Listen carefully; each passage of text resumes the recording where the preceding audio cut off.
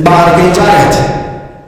جو بیٹھا ہوا آدمی تھا, میں تو نارمل لباس میں اکثر سادے لباس میں, تو انہوں نے پوچھا چلاتے چلاتے, کہا کہ بھائی صاحب آپ کی شکل مفتی سلمان اظہری سے ملتی جلتی ہے.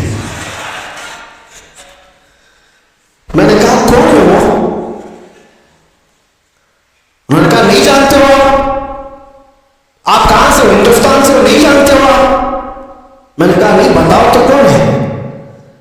پھر وہ بتانے لگا ایسے ہیں ویسے ہیں, بڑے ہیں, عالم ہیں, وہ ہے, تاریخ. میں نے کہا بھائی وہ تو بھڑکاؤ مولانا تو نہیں آپ بول رہے ہو, ان کی بات کر رہے ہو. وہ غصے میں آ گئے, دل ملا ہے, کہا توبہ کرو نہیں تو ٹیکسی سے اتر جاؤ. میں نے کہا بات کیا ہے؟ کہا کہ کیوں ایک عالم کی تم توہین کرتے ہو, آپ کیوں ایسا بولتے ہو ان کو؟ میں نے کہا وہی نا جو جیل گئے تھے ابھی. انہوں نے کہا ہاں گئے تو تھے. تو کہا پھر اسی لیے میں ڈرتا ہوں ایسے مولانا لوگوں سے. میں نے کہا میں ڈرتا ہوں ایسے لوگوں. تو بیچارہ ٹیکسی سائڈ میں لگا دیا اور کہا تم اتر جاؤ بھائی. میں ایسے آدمی کو نہیں بٹھاتا, میں نہیں بٹھاتا, آپ ادھر جاؤ, آپ توہین کرتے ہو علماء کی. میں نے کہا چلو معاف کرو, یہ ٹاپک چھوڑ دو, دوسری بات کرو. پھر وہ یوٹیوب کھول کر کے دکھانے لگا, یہ دیکھو, یہ سنو, حق بات کہا ہے, ظالموں نے پکڑا ہے, فلاں فلاں ساری چیزیں میں خاموشی سے سنتے رہے. میں یہ بات کیوں کہہ رہا ہوں آپ کو؟ کوئی لطیفہ نہیں ہے, مجھے ریئلائز ہوا, احساس ہوا. بعد میں اترنے سے پہلے اس نے کہا کہ بھائی ایک بات میں آپ کو بتاتا ہوں, یہ مولانا کی تقریر میں سنتا ہوں, میں ہوں اہل حدیث جماعت سے, لیکن یہ مولانا بریلوی مکتب فکر سے, لیکن بات کرتا ہے محمد رسول اللہ کی. اور یہاں آ کر کے ہم کچھ نہیں دیکھتے, ہم تو اپنی جان بھی قربان کرتے. ہم اتر آئے, اس دن یہ احساس ہوا, اس نام پر اللہ نے اتنی طاقت رکھی ہے, ہر انسان نام محمد پر جمع ہوتا ہے, ہر مسلمان آ جاتا ہے. عزیزان اکرام وقار, وہ ایک نقطہ ایسا ہے ناموس رسالت کا جہاں پر لوگوں کے جذبات ہیں, لوگوں کی عقیدتیں ہیں. مجھے آج اس ٹاپک پر بات نہیں کرنا ہے کہ کون کس مکتب فکر سے اور کیا تھا, لیکن ہم نے یہ محسوس کیا ہے دنیا کے چپے چپے اور کونے کونے سے اگر لوگوں کے دلوں میں ہمارے لیے کوئی جذبہ موجود ہے تو وہ ہماری زبان کا کمال نہیں, یہ نسبت مصطفیٰ کا کمال ہے, رسول کریم صلی اللہ تعالی علیہ وسلم کے قدموں کا کمال ہے. اسی لیے عمر ابن خطاب رضی اللہ تعالیٰ عنہ نے سچ کہا تھا. جانتے ہو جب بیت المقدس فتح ہو گیا تھا, حضرت عمر فاروق رضی اللہ تعالیٰ عنہ بیت المقدس جا رہے تھے, وہاں لوگ انہیں پہچانتے بھی نہیں تھے.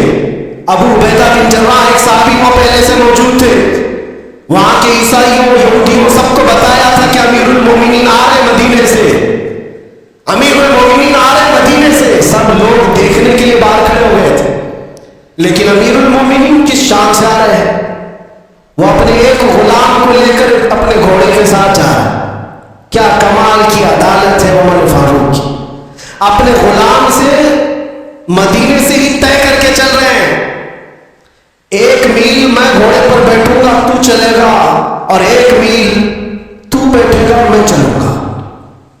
پورا سفر آقا اور غلام ایسے چلتے رہے. کبھی حضرت عمر رسی پکڑ کر چلتے, کبھی وہ غلام رسی پکڑ کر چلتا تھا. اور اتفاق ایسا کہ بیت المقدس جب قریب آیا, لوگ وہاں استقبال کے لیے کھڑے ہیں اور گھوڑے پر بیٹھنے کی باری غلام کی تھی. غلام نے کہا کہ حضور اب تو میں اتر کر چلتا ہوں, آپ بیٹھے. کہا نہیں, عدل تو عدل ہے, انصاف, تیری باری ہے تو بیٹھے گا, میں رسی پکڑ کر چلوں گا. رسی پکڑ کر چل رہے ہیں اور لوگوں میں ایک نعرہ لگا کہ امیر المومنین آ گئے. سب دوڑ کر کے اس گھوڑے کی طرف جا رہے ہیں جو گھوڑے پر سوار آ رہا ہے. ابو عبیدہ بن جراح جو صحابی موجود تھے پکار کر کہا, اے لوگوں, سواری پر بیٹھا ہوا وہ نہیں ہے امیر المومنین, رسی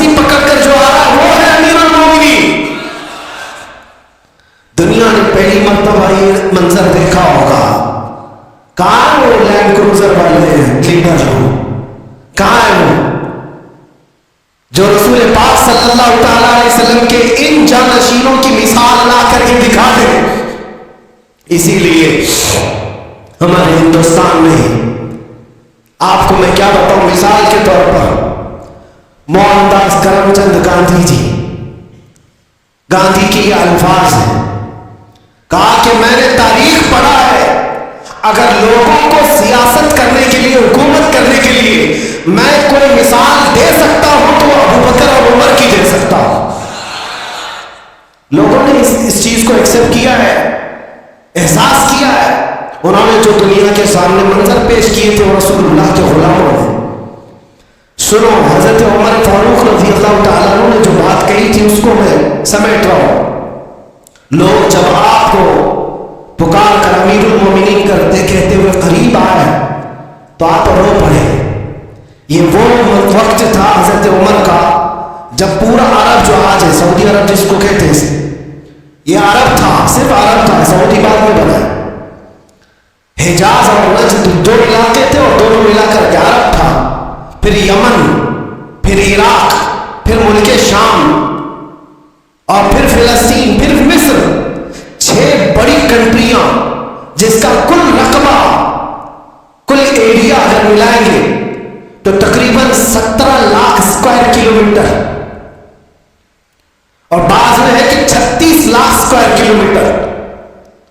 حضرت عمر فاروق رضی اللہ تعالیٰ عنہ کا دور خلافت اتنا پھیلا ہوا تھا، اتنا پھیلا ہوا تھا، اتنی دور تک اسلام کا پرچم لہرا رہا تھا. اس وقت جب حضرت عمر فاروق بیت المقدس کے قریب آئے اور لوگوں نے آپ کو سراہنا شروع کیا امیر المومنین کہہ کر، آپ رو پڑے. اور اس کے بعد ایک تاریخی جملہ انہوں نے کہا تھا جو ہم سب کا بھی ہونا چاہیے، ہم سب کے لیے. آج میرا ٹاپک یہی. حضرت عمر کھڑے ہو کر کے کہتے ہیں لوگوں سے، اے لوگوں سنو، آج تم میرے نام کے نعرے لگا رہے ہو، میں اپنی حیثیت بتاتا ہوں، میری حقیقت بتاتا ہوں.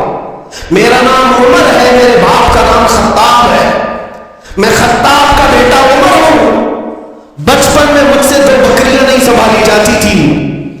میرے باپ مجھے بکریاں چرانے کے لیے بھیجتے تھے تو بکریاں ادھر سے ادھر ہو جاتی، اور جب بکریاں مجھ سے نہیں سنبھلتی تو روز میں اپنے باپ کے گھوسے کھاتا تھا. روز مجھے مار پڑتی تھی میرے باپ سے، بکریاں مجھ سے نہیں سنبھلتی تھی. اور آج تم دیکھ رہے ہو 36 لاکھ اسکوائر کلومیٹر کا پورا رقبہ عمر تنہا اس کی نگرانی کرتا ہے. اور ایسی نگرانی مدینے میں بیٹھے ہوئے عمر فاروق تھے. ملک شام کا ایک واقعہ میں آپ کو بتا رہا ہوں. ملک شام مدینے سے ہزاروں کلومیٹر دور، ملک شام میں بیٹھی ہوئی ایک خاتون رات کو اپنی بیٹی سے کہتی ہے، دودھ میں پانی ملا کر کے بیچو تو تھوڑا زیادہ ہو جائے گا. بیٹی کہتی ہے اماں عمر ابن خطاب کا دور ہے. کہاں ہے؟ مدینے میں بیٹھے ہوئے، اور لوگوں کے اندر عدل اور انصاف کرنے کی چاہ ہزاروں میل دور پر بھی ہے. تو حضرت عمر اس دن اعلان کرتے، آج جو بچپن میں 2 بکریوں کو نہیں سنبھال سکتا تھا، 36 لاکھ اسکوائر کلومیٹر کو تنہا چلاتا ہے. وہ اس لیے نہیں کہ خطاب کا بیٹا عمر ہے، اس لیے چلاتا ہے کہ محمد رسول اللہ کا غلام عمر ہے.